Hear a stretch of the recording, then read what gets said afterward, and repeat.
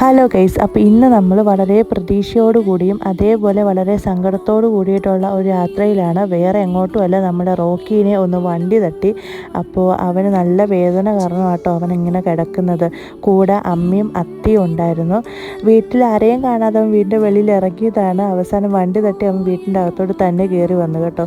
അവനെ പാലായിലൊരു ഹോസ്പിറ്റലിൽ കൊണ്ടുപോയി കാണിച്ചു. അവിടെ ചെന്ന് കാണിച്ചപ്പോഴാണ് അവർ പറഞ്ഞത് കുറച്ച് ക്രിട്ടിക്കലാണ്, അതുകൊണ്ട് വേറൊരു ഹോസ്പിറ്റലിലോട്ട് പോകാൻ പറഞ്ഞു. അങ്ങനെ നമ്മൾ കോട്ടയത്ത് വേറൊരു ഹോസ്പിറ്റലിലോട്ട് പോവുകയാണ്. അവിടെ ചെന്നപ്പോഴാണെങ്കിലോ അവൻ നല്ല ബഹളവും ഒച്ചപ്പാടും കരച്ചിലുമായിരുന്നു. കുറച്ച് എക്സ്റേയും കാര്യങ്ങളൊക്കെ എടുത്ത് കഴിഞ്ഞപ്പോഴത്തേനും അവർ വേണ്ട, കുഴപ്പമില്ല, അല്ലാതെ തന്നെ റെഡി ആയിക്കോളൂ എന്നാണ് പറഞ്ഞത്. സർജറി ഒന്നും വേണ്ടെന്ന് പറഞ്ഞു. തിരിച്ചു വന്നപ്പോൾ എന്നൊക്കെ ഒന്ന് നോക്കുന്നുണ്ടല്ലോ, സീറ്റിൻ്റെ താഴെ അവൻ ഇറങ്ങി എന്നെ നോക്കി പഠിപ്പിക്കുമായിരുന്നു. വൈകുന്നേരമായിട്ട് വീട്ടിൽ എത്തിയപ്പോഴത്തേനും. അപ്പോൾ നിങ്ങളെല്ലാവരും റോക്കിക്ക് വേണ്ടി ദുആ ചെയ്യണം. അവൻ്റെ അസുഖം പെട്ടെന്ന് മാറാൻ പ്രാർത്ഥിക്കണം. അപ്പോൾ ഇത്രയൊക്കെ ഉള്ളൂ. അടുത്ത വീഡിയോ ആയിട്ട്